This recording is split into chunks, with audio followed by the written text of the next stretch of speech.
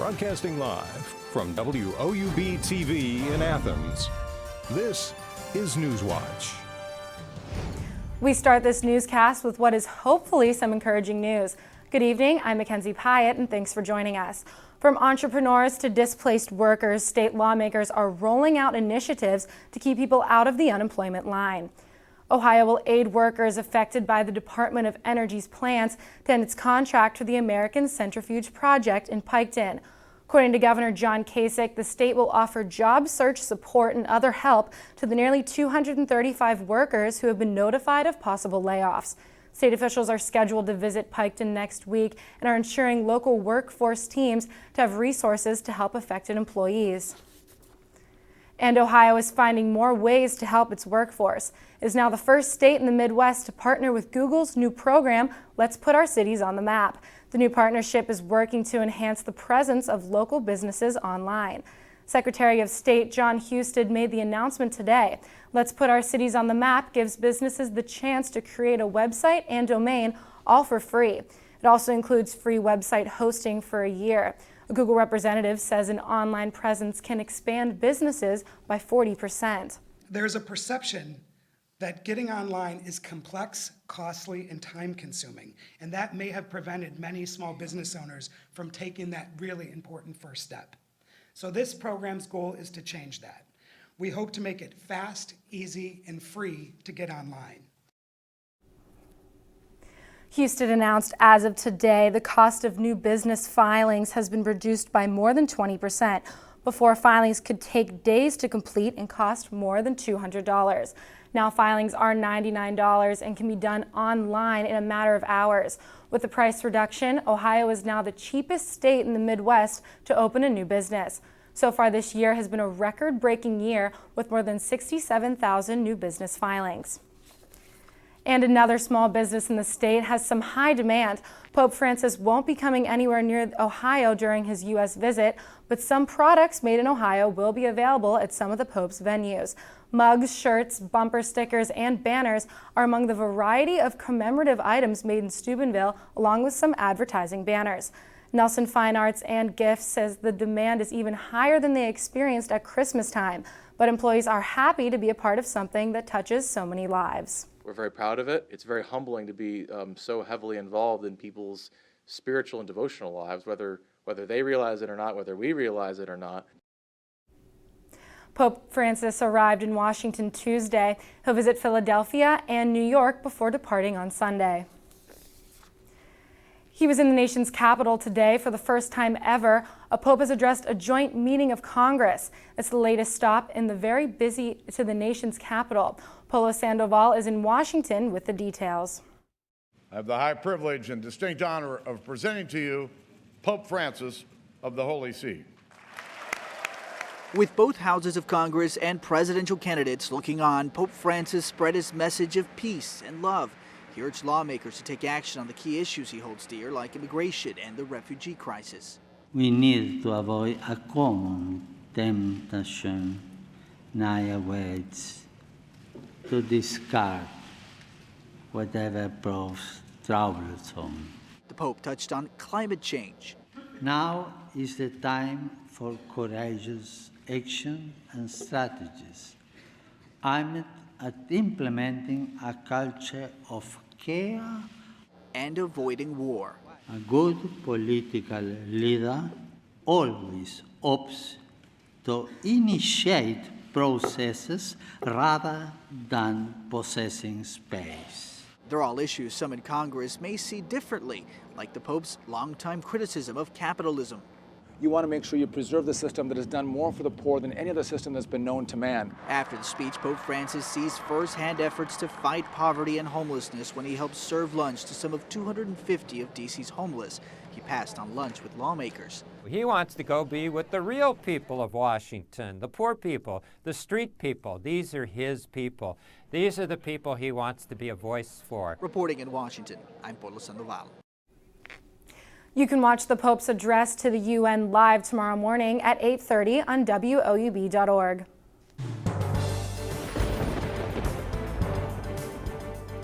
And good evening, I'm Jeremy Ludeman from the Newswatch Weather Center. Boy, oh boy, what a beautiful day we had today, with temperatures topping out right around 80 throughout the region. And right now we are seeing those temperatures in the same neighborhood right now, right around 80 degrees. And what we're going to see overnight is pretty much a cooling evening as we're going to get down into the 50s, but we're going to see the clouds increase. And will that mean showers coming our way for the weekend?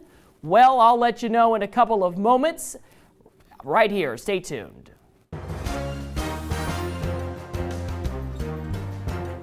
Ohio has seen a record number of drug overdoses in the last year. According to the State Department of Health, more than 2,000 Ohio residents died from overdoses last year, an 18% increase from 2013. The state has seen a major increase in drug reports involving fentanyl, a lethal opiate up to 50 times more potent than heroin. Fatal drug overdoses remain the leading cause of accidental death in Ohio. Uber is expanding its Ohio workforce. The San Francisco-based rideshare company is adding a total of 10,000 drivers to the state. In Columbus alone, 3,000 drivers will be added to the more than 2,000 already registered drivers. James Andre, Uber's general manager for Ohio, says the addition is necessary to meet the growing demand for service in the state. And one in 5 Ohio prisoners is currently serving or has served jail time for a sexual offense. According to a legislative report released Wednesday, more than 7,000 inmates are behind bars for a sex offense, while more than 2,000 current inmates have prior sex offenses.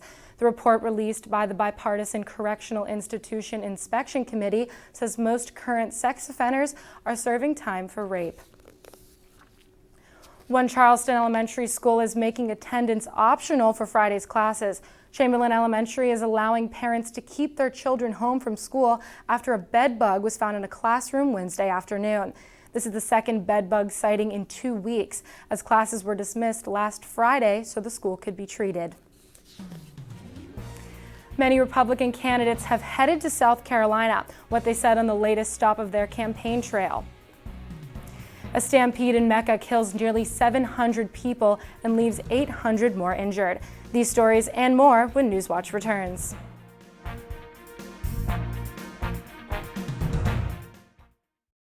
I decided to do a planned gift because I want to ensure that PBS will be around for my grandchildren and hopefully great-grandchildren.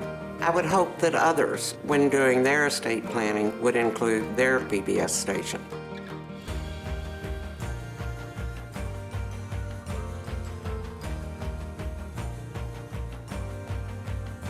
My PBS station is part of my community. That's something I really value.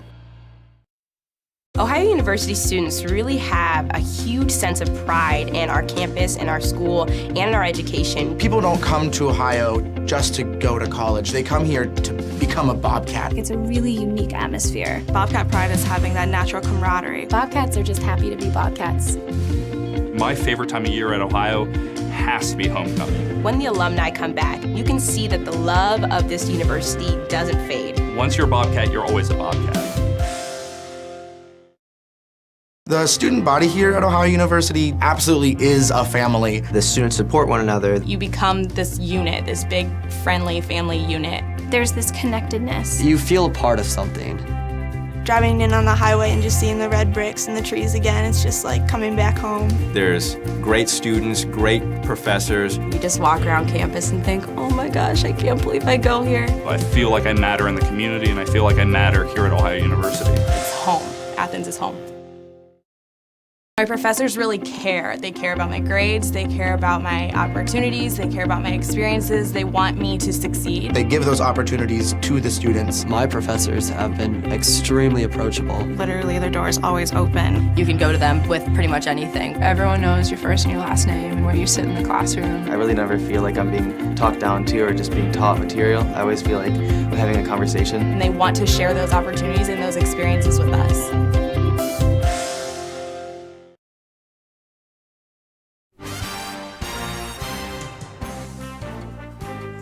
A stampede during one of the last rituals of the Hajj season, the annual Islamic pilgrimage to Mecca, has killed more than 700 people and injured 800 others in Saudi Arabia. The stampede occurred this morning during the ritual known as stoning the devil in the tent city of Mina, about 2 miles from Islam's holiest city, Mecca. The ceremony has killed hundreds of people in years past, but this incident is the deadliest disaster at Mina since 1990, when more than 1,000 people were killed. This year's stampede comes only 13 days after a crane collapse killed more than 100 people at the Grand Mosque in Mecca. Back in the States, 6 people are dead following a police chase in Edna, Texas. Authorities were trying to stop the vehicle for a traffic violation when the driver took off. Police say the SUV appeared to overcorrect, flipped, and crashed, ejecting 4 people from the vehicle. In all, 9 people were taken to the hospital. Police apprehended 2 others who took off on foot after the crash. Human trafficking is now suspected in the case. Police are investigating. Several Republican presidential candidates have focused on South Carolina this week, with several events in the early primary state. Andrew Spencer reports Donald Trump at one of those events promised some specifics on policy. Donald Trump goes on the offensive again, taking shots at pretty much everybody. Marco Rubio, as an example, he's got no money, zero. Hillary, who's become very shrill. A candidate often accused of offering few specifics, Trump told a town hall meeting in South Carolina. I'll be putting a tax plan in next week that will be very long on policy and will be a great plan with a major reduction in taxes for the middle class. This week, several Republican candidates have converged on the early primary state. Carly Fiorina's 3 events there today wrap up her trip to South Carolina. Jeb Bush travels there too today after taking a break from the campaign trail Wednesday to attend the Pope's Mass in Washington. Meanwhile, Ben Carson just can't get away from questions about Muslims, specifically his comment on Sunday that no U.S. president should be one. Anybody, and that includes any religion, who lives according to American values and principles and is willing to put our Constitution above their religious ideology is acceptable to me. But Carson claims in the wake of his comments, donations are coming in so fast, they're hard for his campaign to keep up with. I'm Andrew Spencer, reporting. And Ohio Governor John Kasich is returning to South Carolina as he tries to gain needed national traction for his 2016 presidential campaign. While Kasich has landed spots in both primetime Republican debates, neither appearances gave him a huge bounce. Rival Ben Carson visited us on Tuesday. Volkswagen's investors are taking a hit in the wake of diesel emission cheating scandal. Shares of Volkswagen have plunged nearly 30% since news of the automaker's Clean Air Act violations first surfaced last Friday. The stock is now more than 50% below the yearly high it hit in March. The departure of CEO Martin Winterkorn on Wednesday appears to be helping. The stock rebounded from Tuesday's annual low. A new CEO is expected to be announced Friday. On Wall Street today, U.S. stocks closed lower as investors' confidence decreased. Here's a look at stocks of local interest.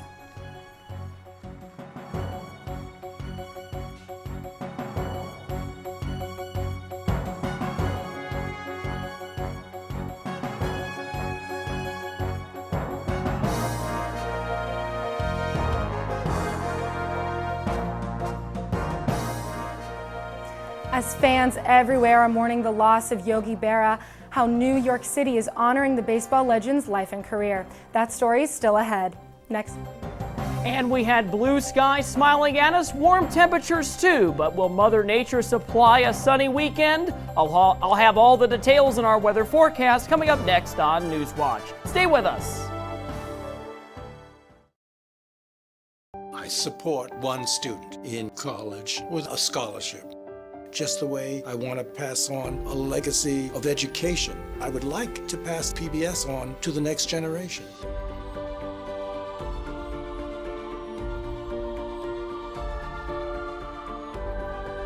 I like to think that PBS is concerned with our soul. If your soul is in the right place, you're in giving back. Ohio University students really have a huge sense of pride in our campus, in our school, and in our education. People don't come to Ohio just to go to college. They come here to become a Bobcat. It's a really unique atmosphere. Bobcat pride is having that natural camaraderie. Bobcats are just happy to be Bobcats. My favorite time of year at Ohio has to be homecoming. When the alumni come back, you can see that the love of this university doesn't fade. Once you're a Bobcat, you're always a Bobcat. The student body here at Ohio University absolutely is a family. The students support one another. You become this unit, this big, friendly family unit. There's this connectedness. You feel a part of something. Driving in on the highway and just seeing the red bricks and the trees again, it's just like coming back home. There's great students, great professors. You just walk around campus and think, oh my gosh, I can't believe I go here. I feel like I matter in the community, and I feel like I matter here at Ohio University. It's home. Athens is home. My professors really care. They care about my grades, they care about my opportunities, they care about my experiences, they want me to succeed. They give those opportunities to the students. My professors have been extremely approachable. Literally, their door is always open. You can go to them with pretty much anything. Everyone knows your first and your last name and where you sit in the classroom. I really never feel like I'm being talked down to or just being taught material. I always feel like I'm having a conversation. And they want to share those opportunities and those experiences with us.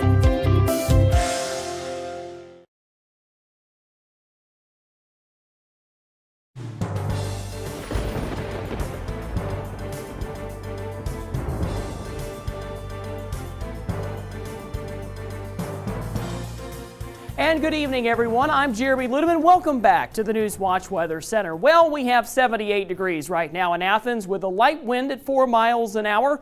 Not very humid out there, which is quite nice for this time of year. Sometimes when we have these warmer temperatures, you can expect a little humidity. But right now, we're not seeing it, folks. 78 degrees, easterly wind 4 miles an hour, pressure at 30.16 millibars. Glorious day for us. And let's take a look at our temperatures, shall we? We've got temperatures in the 70s, 77 New Martinsville, but we're down to 80 down near the border of Ohio and Kentucky and West Virginia, down there at the true tri-state, as I call it, Ironton. And we've got 80 in Ripley, 78 in Marietta, and we also have 79 in the state capital of Columbus here in Athens, again 78. New Lex also at 78. Almanac for today, our high 84 degrees, our low at 53. That is 9 degrees above average on the high side. Our lows are just fine for this time of year. Do remember that some of these numbers are recorded at Bush Airport, the airport the university owns out in Albany. So what that means is the numbers are a little higher. Sunrise, sunset 7:17 this morning, 7:22 tonight. So you can catch the sunset at Dow Lake right after we sign off here if you're in Athens. And of course, we will lose 2 minutes as we approach the winter solstice in December. All right, here's what we're looking at overnight. As you see, we have a low pressure system approaching us from the west, but check out this here. I'm going to move a little bit so you can see it. This invest right here. That is a tropical system, not named a tropical storm, not named a hurricane. It is simply an invest, but that is going to be quite problematic for the East Coast. And we're going to get a slight chance of showers from that as well as the moisture will work towards the west. Tonight, lows in the middle 50s throughout the region, clear skies. Tomorrow, we've got highs in the mid to upper 70s, increasing cloudiness, though, as we approach tomorrow evening. And again, those current temps right around 80. Tonight, 54 degrees, a gorgeous evening, near normal temperatures, light and variable winds. Tomorrow, we'll call it sun and clouds. As I mentioned in first weather, there is going to be a little bit of an increase of clouds as we approach sunrise. That continues throughout the day. So more sun than clouds in the morning, more sun than clouds in the morning, and more clouds than sun in the afternoon. Slight chance of a shower, 76. 56 for the football games around the region tomorrow. And we've got 72 as we approach Saturday and Sunday. We approach 80 degrees as we go back into our new work week with lows in the middle 50s. Wednesday and Thursday back to normal highs for this time of year. And we send it back to Mackenzie. Thanks, Jeremy.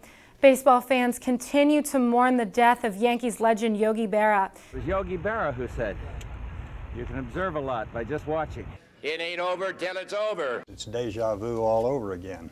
Quoted by presidents and politicians, Yogi Berra may be more famous for his colorful turn of a phrase than his Hall of Fame baseball career as a New York Yankee.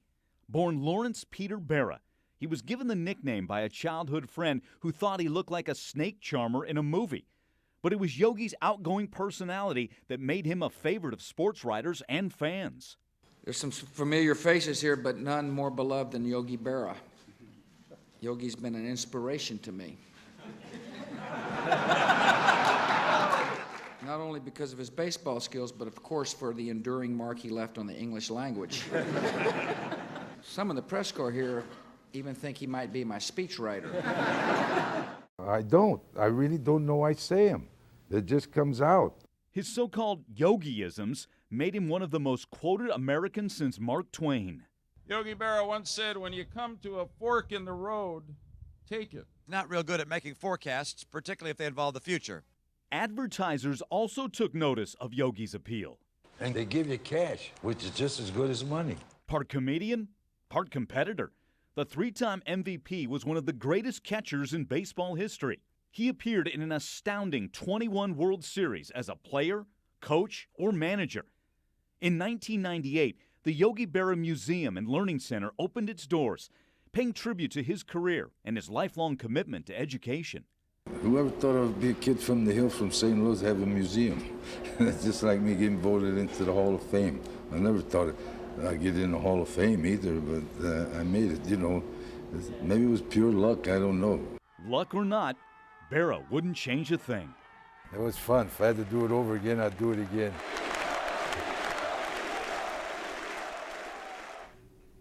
A public memorial for the baseball legend will be held on October 1st at the Yogi Berra Museum and Learning Center on Montclair State University's campus.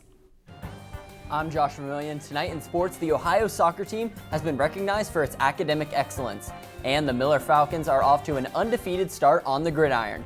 All that and more next on Newswatch. And stay tuned to WOUB. Here's a look at what's coming up tonight on your public television station.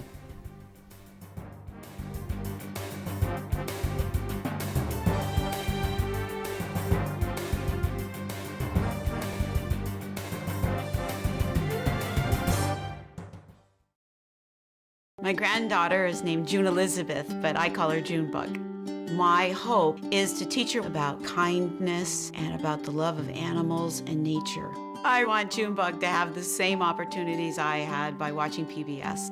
My husband and I feel so strongly about our PBS station that we've included them in our estate plan. PBS is part of our values, and we want to pass it on to the next generation. Ohio University students really have a huge sense of pride in our campus, in our school, and in our education. People don't come to Ohio just to go to college. They come here to become a Bobcat. It's a really unique atmosphere. Bobcat pride is having that natural camaraderie. Bobcats are just happy to be Bobcats. My favorite time of year at Ohio has to be homecoming. When the alumni come back, you can see that the love of this university doesn't fade. Once you're a Bobcat, you're always a Bobcat.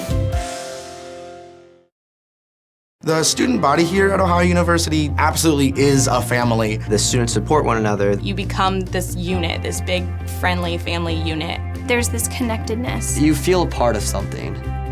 Driving in on the highway and just seeing the red bricks and the trees again, it's just like coming back home. There's great students, great professors. You just walk around campus and think, oh my gosh, I can't believe I go here. I feel like I matter in the community, and I feel like I matter here at Ohio University. It's home. Athens is home. My professors really care. They care about my grades, they care about my opportunities, they care about my experiences, they want me to succeed. They give those opportunities to the students. My professors have been extremely approachable. Literally, their door is always open. You can go to them with pretty much anything. Everyone knows your first and your last name and where you sit in the classroom. I really never feel like I'm being talked down to or just being taught material. I always feel like I'm having a conversation. And they want to share those opportunities and those experiences with us.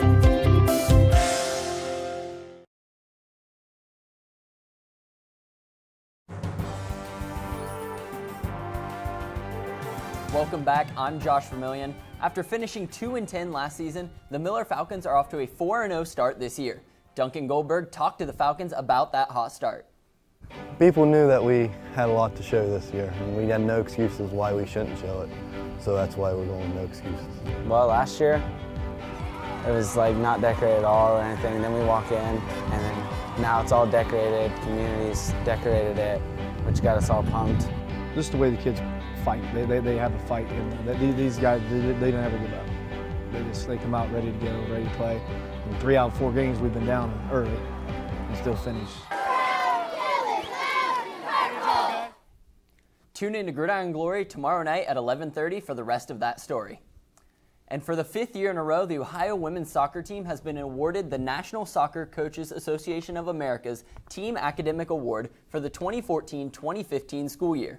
The team earned a combined 3.51 grade point average and was among 867 teams to win the award. The Cleveland Indians lost their second straight game to the Twins last night. Pitcher Phil Hughes got off to a hot start for the Indians, pitching 5 scoreless innings in his second game back after missing 5 weeks with a herniated disc in his lower back. Brian Dozier opened the scoring in the 4th inning with a solo shot, and then the Twins, they added 3 more runs in the inning to go up 4-0. The Indians finally got a little offense going in the 9th, but ended up falling 4-2. The Tribe has struggled in the 2 games against the Twins thus far, only putting up 3 combined runs. The series will wrap up tonight in Minnesota with rookie Cody Anderson on the mound for the Indians, and Kyle Gibson will get the start for the Twins. And moving down to Cincinnati, the Reds had a tough night out in St. Louis last night, falling to the Cardinals by a score of 10-2. The win gave the Cardinals the sweep in the series and handed the Reds their 4th straight loss. Brandon Finnegan wasn't having much success on the mound for Cincy as he gave up 6 runs in his 5 innings pitched. Meanwhile, everything seemed to be going right for the Cards, but the star of the night was Matt Carpenter, who blasted 2 home runs off of Finnegan to bring his total to 26 on the season. The Reds will be back in action tonight when they take on the Mets at Great American Ballpark, while the NL Central leading Cardinals will be at home once again for their game with the Milwaukee Brewers. And sticking in the NL Central, the Pittsburgh Pirates have clinched a playoff spot for the 3rd year in a row after last night's 13-7 victory over the Colorado Rockies. The Pirates have been on a late season push of late, and their 5th win in a row capped it off by giving them a spot in the wild card. Neil Walker knocked in 5 runs in the first 3 innings to give Pittsburgh the early lead, but the Rockies kept it close all game. The Pirates used a 6-run 9th inning to push the game out of reach and give them their postseason berth.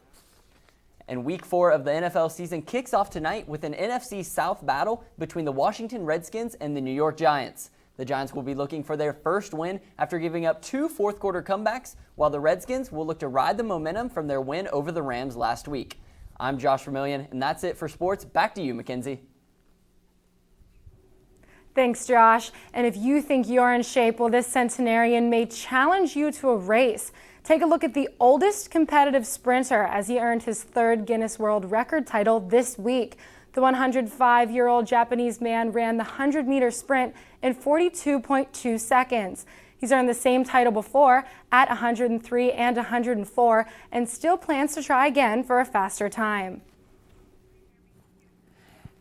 All right, and boy, we had a lot of baseball there. Will we see a home run of a weekend? Well, we're going to see a 7-day forecast that gives us a slight chance of showers, and that's because there is an invest, a tropical system off the coast of South Carolina, and what that is doing is it's gradually moving to the north over the weekend, and some of that moisture might wrap around to us, and that is why we have a slight chance of a shower, not only tomorrow evening, but into Sunday afternoon. Monday will clear out a little bit, 79 degrees, lows in the middle 50s throughout the forecast period, and we've got 80 degrees again on Tuesday. We moderate, we go back to normals in the middle 70s next Wednesday and next Thursday. Again, those lows in the 50s, and it is really going to be hit or miss this weekend with the showers. We can't stress that enough. We're not looking for heavy downfalls. We are just looking for a couple of heavy rain showers in some parts. Most of us will see light showers if we do get wet. We'll send it back to Mackenzie. And that does it for our broadcast this evening. Thanks for watching. I'm Mackenzie Pyatt. Stay tuned for the PBS NewsHour coming up next. And remember, you can find the latest news anytime at WOUB.org. Have a great night.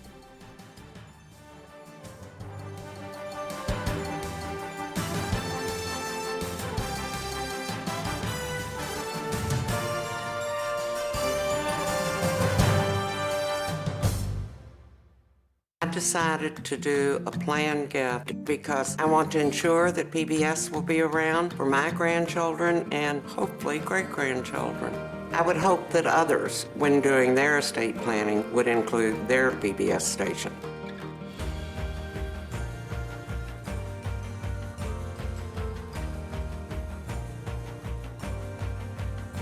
My PBS station is part of my community. That's something I really value.